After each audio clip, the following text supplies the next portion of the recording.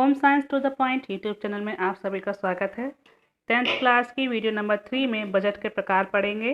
इससे पहले की वीडियो में हमने बजट का अर्थ तथा उद्देश्य पढ़े थे। यदि आपका छूट गया है तो चैनल के होम पेज पर जाकर आप वहां से वीडियो देख सकते हैं। तो चलिए शुरू करते हैं। बजट के प्रकार। बजट 3 प्रकार का होता है। संतुलित बजट, नंबर 2 घाटे का बजट, नंबर 3 बचत का बजट। पहला है संतुलित बजट। संतुलित बजट उस बजट को कहा जाता है जिसमें व्यय आय के बराबर होता है, यानी कि पारिवारिक खर्चों को पूरा करने के लिए व्यक्ति को ना तो कर्ज लेना पड़ता है और ना ही वह भविष्य के लिए कुछ बचा पाता है। उसकी जितनी आमदनी होती है व्यय भी लगभग उतना ही होता है। इसको हम इस तरीके से समझ सकते हैं कि व्यक्ति की जितनी आय है और जितना व्यय है वह दोनों बराबर होता है। व्यक्ति जितना कमाता है उतना ही उसका खर्चा हो जाता है।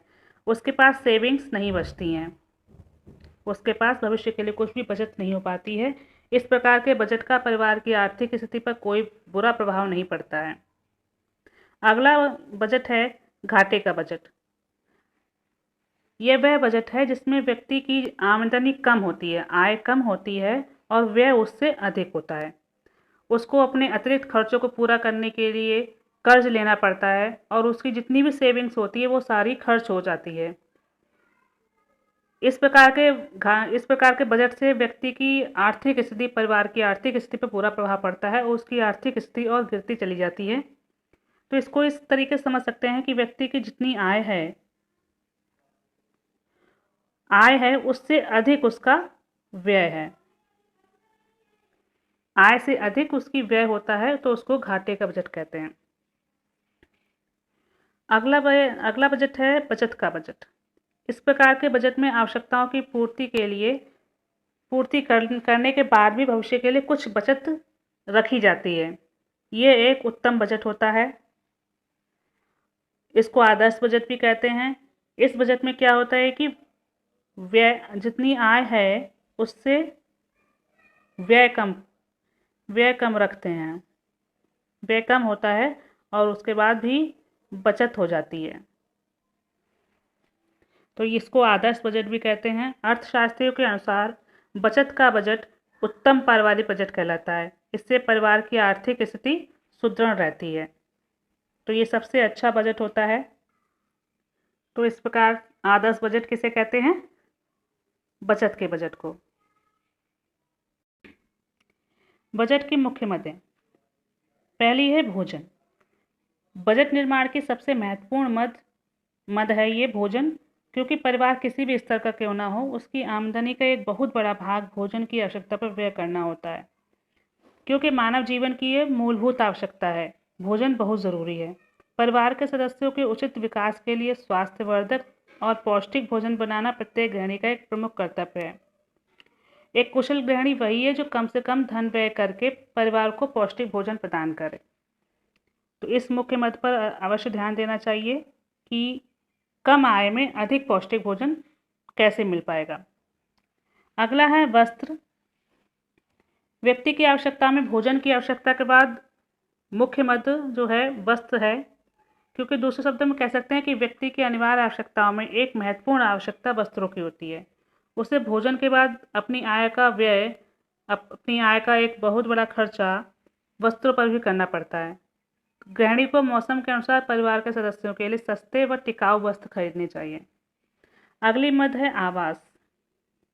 अगर परिवार के पास अपना निजी आवास है तो आय का उतना भाग उसे आवास पर खर्च नहीं करना पड़ता जितना कि किराए पर रहने वाले लोगों को, क्योंकि जो किराए पर रहते हैं तो उनको अपनी आय का एक बहुत बड़ा हिस्सा किराए के रूप में खर्च करना पड़ता है। लेकिन वहीं पर निजी आवास जिनका अपना खुद का मकान है उनको आवास के, अपने घर का टैक्स देना, मरम्मत करवाना, इन सब चीज़ों पर भी व्यय करना पड़ता है। अगली मद है शिक्षा एवं स्वास्थ्य।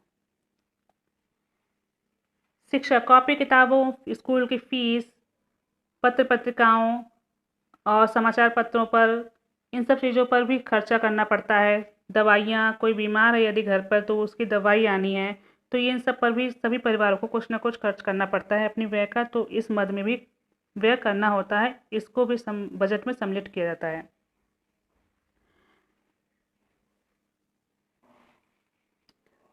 अगली मद है परिवार एवं अन्य व्यय। परिवार एवं अन्य व्यय, यह व्यय अन्य व्ययों से, अन्य खर्चों से अलग प्रकार का होता है। इसमें वे सभी व्यय सम्मिलित किए जाते हैं जिन्हें गृहिणी अपनी और अपने परिवार के सदस्यों को खुशी और आराम के लिए करती है। जैसे मनोरंजन पर खर्च करना, वाहन पर खर्च करना, घूमने जाना तो वहाँ उस पर खर्चा होना, पान सुपारी चंदा देना, साबुन क्रीम पाउडर बिंदी लिपस्टिक ब्यूटी पार्लर, जो रोज़ाना के खर्चे होते हैं, ये सभी खर्चे इस मद के अंतर्गत सम्मिलित होते हैं। अगली मद है बचत। बचत क्या होता है कि आकस्मिक जो खर्चा कर, जितनी आय है उसमें से व्यय करने के बाद, व्यय घटाने के बाद जो बचता है वो बचत कहलाता है। इसको एक शब्द में ऐसे कह सकते हैं कि मासिक आय में से मासिक व्यय घटाने के बाद जो शेष बचता है, जो धनराशि शेष बचती है, उसे बचत कहते हैं। तो यह बचत ही जो है कभी बच्चों की उच्च शिक्षा के लिए आकस्मिक व्यय, या कोई अचानक से कोई खर्चा आ गया, या अचानक से कोई बीमार पड़ गया, किसी के बच्चे का विवाह निकल आया, तो उस ऐसे आकस्मिक कार्यों के लिए, ऐसे आकस्मिक व्ययों के लिए बचत बहुत काम आती है। तो ये बजट, अपने बजट को ऐसा बनाना चाहिए कि उसमें बचत भी निर्धारित रहे, और बचत की मदद बहुत आवश्यक है। पारिवारिक बजट की उपयोगिता, महत्व, लाभ, इस पर भी नज़र डाल लेते हैं। गृहिणी को लाभ। नंबर 1 है ऋण से मुक्ति। पारिवारिक बजट बनाने से गृहिणी को जो है अनावश्यक और फिजूल खर्चों की जो संभावना होती है उससे छुटकारा मिल जाता है। जब हम बजट बना लेते हैं तो उससे अनावश्यक और फिजूल खर्ची होती है, जो उस पर कंट्रोल रहता है, और आय का भी सबसे अच्छा उपयोग हो जाता है। इससे व्यक्ति को अगर कोई उस पर ऋण है तो उस ऋण से भी छुटकारा मिलता है। इस तरीके जैसे कि यदि पिछले महीने के खर्चों को पूरा करने के लिए कोई ऋण लिया गया, कोई उधार लिया गया, तो अगले महीने के बजट में ये व्यवस्था कर सकते हैं कि अपने खर्चों में कमी करके उस ऋण से छुटकारा पा सकते हैं। तो इससे पारिवारिक बजट बनाने से ऋण से मुक्ति हो जाती है। नंबर 2 है व्यय पर नियंत्रण। बजट बनाने का मुख्य उद्देश्य व्यय पर नियंत्रण करना होता है, जिससे व्यय आय की सीमा के अंतर्गत रहे।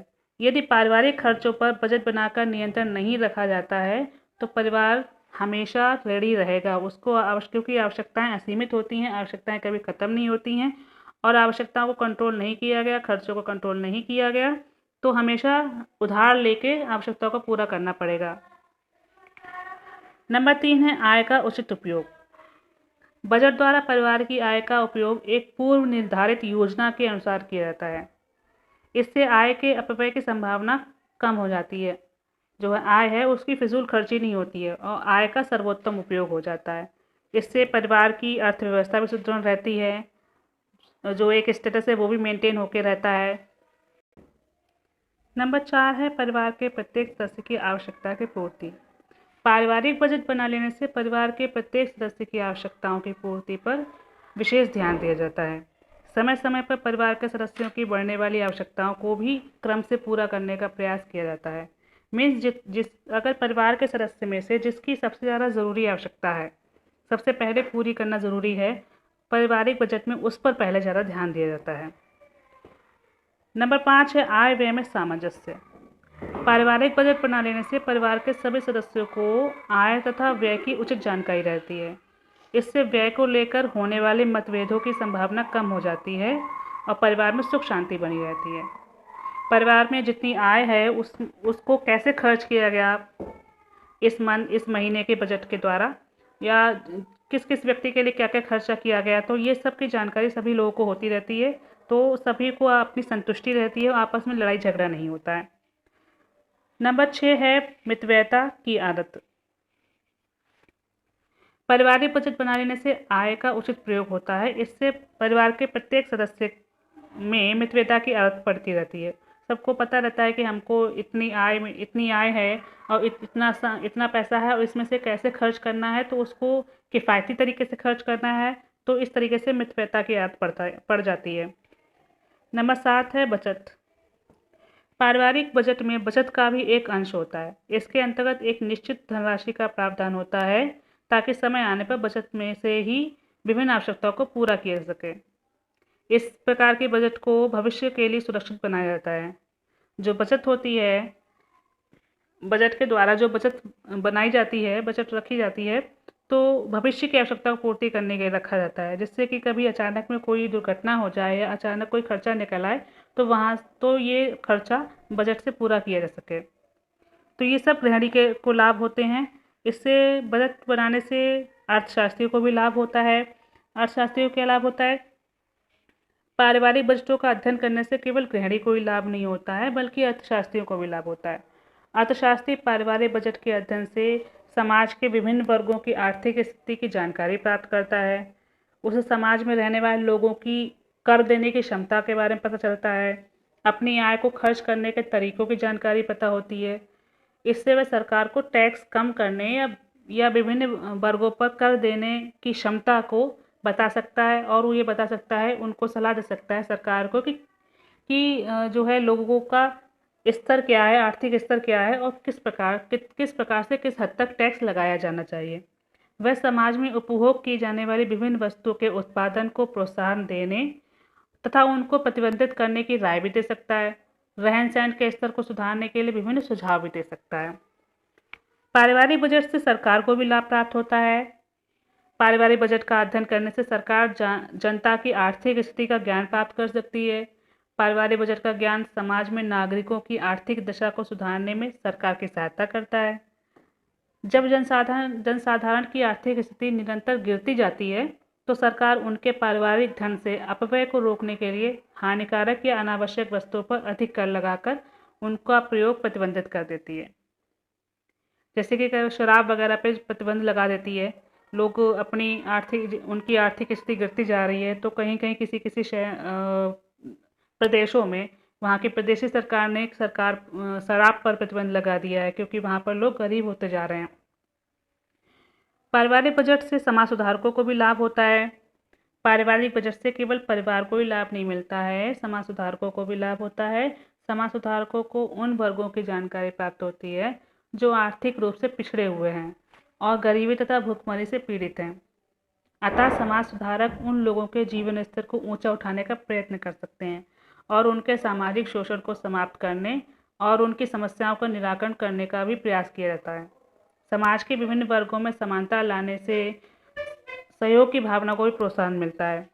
तो समाज सुधारकों को भी ये पारिवारिक बजट उपयोगी होता है, महत्वपूर्ण होता है और बहुत सी जानकारी देता है। बजट बनाते समय ध्यान देने योग्य बातें। तो कि बजट जब बनाते हैं तो उस समय किन किन बातों पर ध्यान देना चाहिए, उन पर भी नज़र डाल लेते हैं। नंबर 1, बजट सामान्य तौर पर मासिक रूप से बनाना चाहिए, मंथली बनाना चाहिए।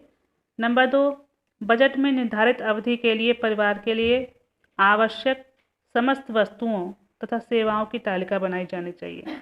मतलब पूरे महीने जितना हम करते हैं, जितना खर्चा हमारा होना है, जिन जिन वस्तुओं को खरीदना है, तो उसकी एक टेबल बना लेनी चाहिए। इससे बजट बनाने में आसानी रहती है। नंबर 3, बजट लचीला तथा यथार्थपूर्ण होना चाहिए।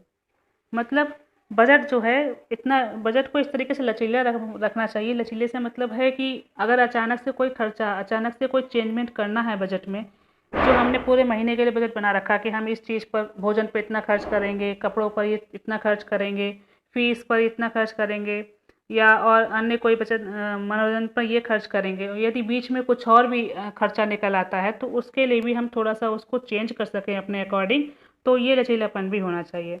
यथार्थपूर्ण का मतलब है कि जो वास्तविक खर्चा है तो उसी वास्तविक खर्चे को ध्यान में रखकर बजट को बनाना चाहिए। जो बजट बनाए हम तो वो उपयोगी भी हो।